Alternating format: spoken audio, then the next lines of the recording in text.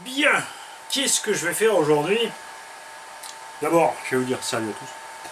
Et je vais éteindre ma radio. Mes batteries sont donc en train de charger. On va voir ce qui se passe avec cet engin-là, puisque ça fait 2 fois qu'on a le moteur, donc la copie chinoise du 1717, 750 carrés, qui bug. Très étrange, puisque dans l'autre engin où je l'ai monté, aucun problème. On avait réessayé après le dernier run. On avait ce problème là, donc on a mis l'autre moteur, le deuxième de ce petit moteur chinois que j'avais là, enfin c'est total le troisième. Avec l'autre moteur ça fonctionnait directement, avec l'autre non, donc maintenant on va voir si c'est pareil. Ce qu'on n'a pas essayé, c'est de mettre un autre variateur sur le moteur qui octelle là-dedans à la fin du run. On n'était ni chaud, ni en sous-tension, ni rien, mais on avait ce problème là. Donc je vais voir ça, je vous tiendrai bien sûr au courant. Je vais mettre une carreau renforcée, bien aérodynamique sur mon 3 SCTE qui est là. On va équiper le Dragster Timasso d'une carreau Dragster Off-Road. Et on va équiper le VS2 d'une carreau de Cox. Pour protéger mes tourelles tout simplement. Et puis parce que j'ai envie de changer. Et puis il va falloir un petit moment le temps que la carreau soit peinte et moulée, et enfin d'abord moulée puis peinte. Et j'ai pas envie d'attendre et j'ai pas envie surtout de presser les artisans et les artistes qui sont derrière tout ça pour pouvoir juste faire l'essai de ma machine, hein, normal. Et il y avait encore autre chose. J'aimerais bien, puisque l'essai du REVO2 a raté, j'ai pris un potal, j'ai cassé une biellette que j'avais pas à bord, donc on a remplacé rapidement la biellette, retourné rouler avec le REVO2, puisqu'on m'a dit il n'y a pas assez de vidéos du REVO2. Et maintenant je vais vous montrer aussi autre chose. Et vous verrez que le run est hyper violent.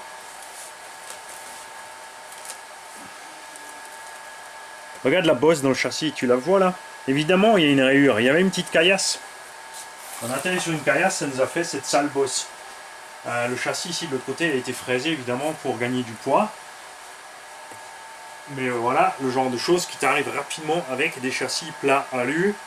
Et c'est quelque chose que tu verras pas sur évidemment. Alors sur les Arma standards, comme il n'y a pas de châssis extrudé ni rien, ça t'arrivera pas. Ça arrive, c'est vrai, sur le véhicule de compète aussi. Même les châssis 70, 75 T6, parce que là où c'est fraisé, c'est très fin. Il y a une zone où il n'y a rien, donc il y a juste ça. Mais tu vois, la raison pour laquelle il y a tellement de gens qui critiquent les châssis plastiques et ça, le châssis plastique, ça t'arrive pas, tout simplement. Et là où tu vois aussi la différence de qualité, on te dit c'est un super bachin machin, j'ai deviné ce qui se passe au bout d'1 an. Là on a roulé dans la patouille, tu vois, on est rentré, on l'a bien laissé sécher. Donc pour enlever tout ça, tu tapes léger, tu gratouilles un peu. L'idéal, quand tu sais que c'est trempé dehors, c'est de mettre un petit coup d'huile en bombe sur tous les roulements avant de rouler, de le ressortir, de le refaire quand tu rentres. Je vais aussi coller du pneu. Tiens, on a les débouts qui continuent à se décoller un peu partout autour. Par contre, pour l'instant, ils tiennent bon. Ils tiennent bon le bannonnage. Les mousses sont encore bonnes aussi. Elles sont très moelleux. Contrairement aux roues du X-Max, elles sont molles dehors et molles dedans. Pour les monter sur le X-Max, tu perds de la largeur de voie. Et par contre, comme c'est mou partout, tu perds aussi en stabilité. Donc tu perds en stabilité parce que c'est mou, et tu perds en stabilité parce que tu es moins large. Par contre, oui, c'est vrai que pour faire du freestyle, ça peut être sympa. J'ai commandé donc des fusées plus 12 mm pour récupérer un petit peu de largeur, pour gagner un petit peu ce look. Je vais aussi installer ma carreau de MT, un 7ème, un 6ème style Reaper MT2 sur mon Street Max ou Gymkhana Max, appelle-le comme tu veux. Les essais, c'est encore foiré aujourd'hui. On a la pluie, on a du gros vent. Les essais des... Ouais. Ah oui, j'ai allergé un petit peu les étagères. Vous en faites pas, il y a 7 ou 8 véhicules qui sont là-bas. Ce sont les 7 ou 8 véhicules que je vais rosser cet hiver. Ceux-là vont souffrir, c'est certain.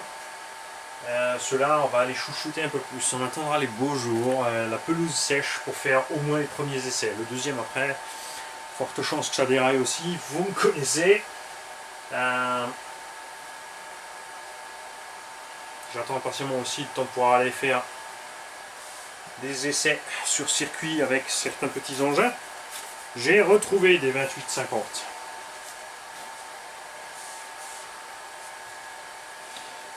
J'ai ici des 28-50 en 4000 kV. Et par contre, il faut qu'on vérifie une chose ensemble.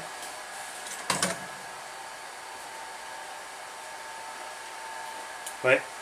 Le problème de cela, c'est que ce sont des moteurs pour bateau. Nous sommes donc en axe de 4 mm, pas en 3,17 et encore moins en 2. Et c'est le problème. Donc les X-Team sont 4, ceux-là sont 4. Ça va être chaud pour trouver du pignon, pour bidouiller un truc. Voilà. Donc on n'est pas encore avancé avec cette histoire. Pensez-y justement, donc plein de gens nous ont prévenu, attention sur le VL Toys, puisque l'axe est en 2 et c'est un tout petit module bizarre sur le pignon. Pour trouver les bons pignons, c'est pas facile. Mon truggy est donc pas encore prêt à rouler.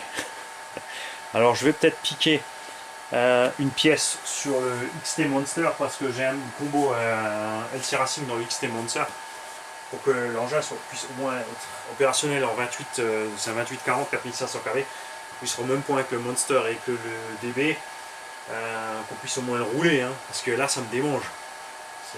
Ça c'est clair. Si aussi quelqu'un m'a demandé, m'a dit ouais la vache on dirait un dixième.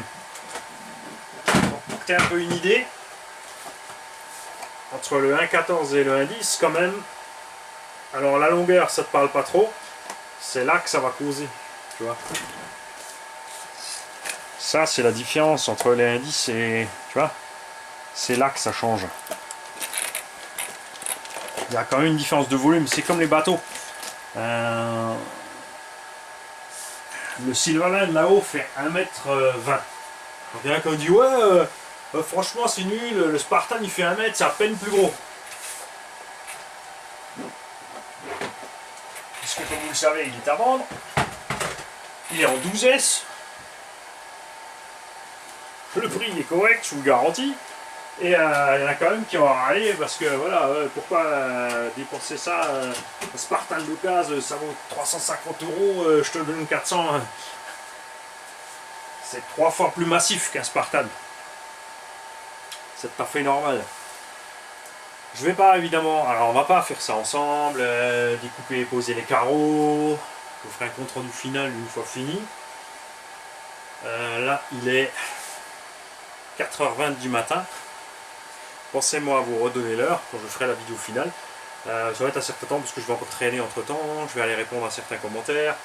Sur le PC du haut, je fais mes allers-retours, je prends mon petit café, ça me fait bouger parce que voilà, j'aime bien bouger. C'est comme ça, depuis que je suis petit, il faut bouger.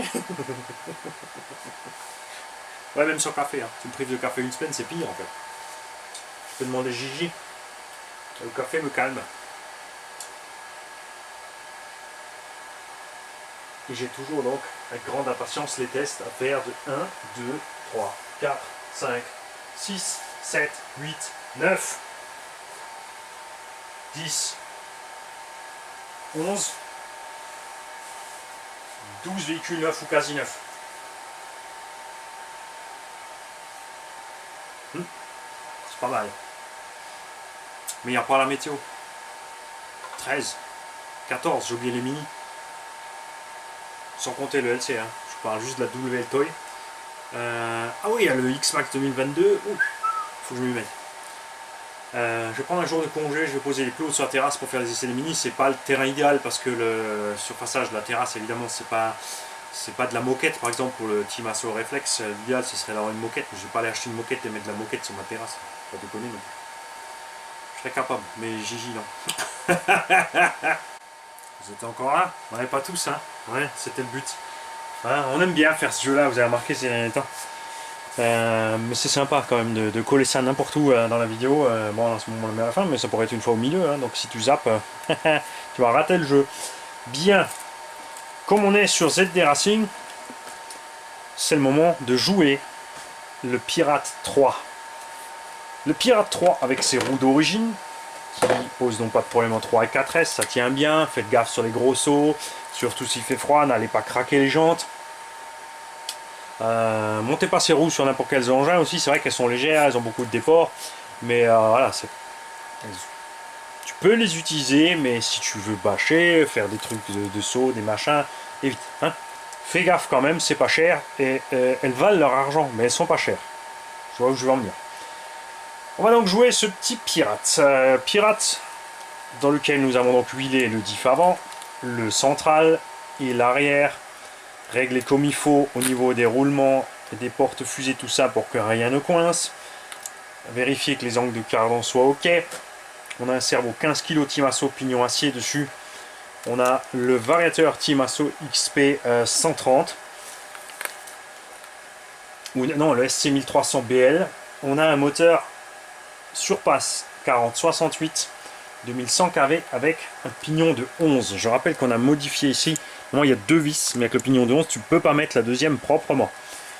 Et avec ça, vous avez vu, en 4S, on a une vitesse vraiment agréable dans la prairie. Il est, franchement, niveau perf, il est bien comme il est. On n'a fait qu'un seul run, évidemment, deux. On a passé 2 packs. Les noix de cardan, les axes, ça n'a pas bougé. Les diffs maintenant fonctionnent vraiment à merveille, tu vois, il n'y a plus d'accroche, il n'y a plus rien. On est vraiment bien. Hein, on n'a pas exagéré sur les huiles de diff pour pas trop forcer. On est, regarde, détendu sur le setup de Suspect. Il se comporte agréablement. Ça, c'était le point fort sorti du carton de ce truc-là. C'était le setup de Suspect. On me dit, c'est pas un modèle de sursolidité. On a déjà fait un petit kick-up arrière sur une gamelle. Ça, je vais évidemment le redresser. Je vais essayer, mais je vous garantis rien, de voir. J'ai ici un renfort arrière alu de marque inconnue. Alors si ça tombe, ouais, ça va être chaud. Si ça tombe juste à pile à côté d'un autre trou, ça va pas aller. Si ça pouvait tomber pile dedans, ça serait génial. De renforcer un tout petit peu l'arrière. Après, évidemment, je vous invite à ne pas faire ce que j'ai fait sur les vidéos d'essai. Vous avez une carreau Elsa Cercé avec renforcée, la carreau d'origine. Gardez-la pour l'étagère, c'est un conseil, elle ne tiendra pas plus que l'étagère. Ouais, il me manque 5 mm sur la tourelle quand même. Hein. On a un kick-up quand même violent. On est 5 mm à côté du plot. Tu vois, c'est que ça a banané un petit peu quand même. Il sera livré donc avec le combo et une radio. Pour l'instant, on a une radio avec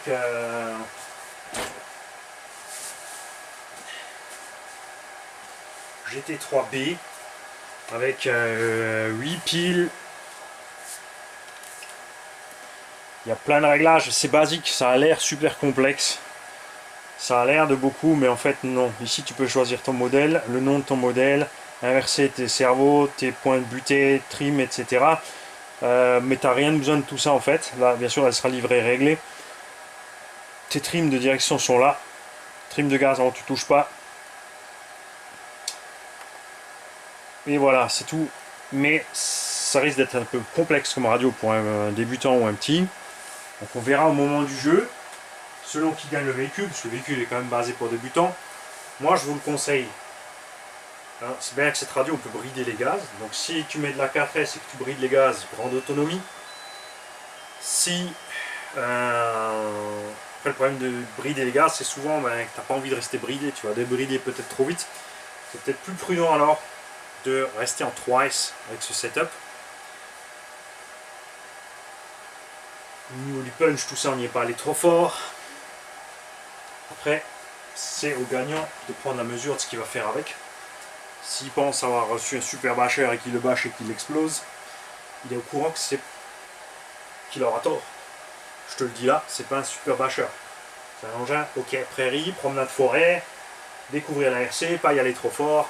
pas faire n'importe quoi. Si tu évolues sur un autre modèle à un 8ème après, une fois que tu l'as déglingo, il y a plein de choses à récupérer dessus, le combo, les suspensions, ce genre de choses pour évoluer sur un autre modèle. Pour gagner ce véhicule, comment que tu vas faire?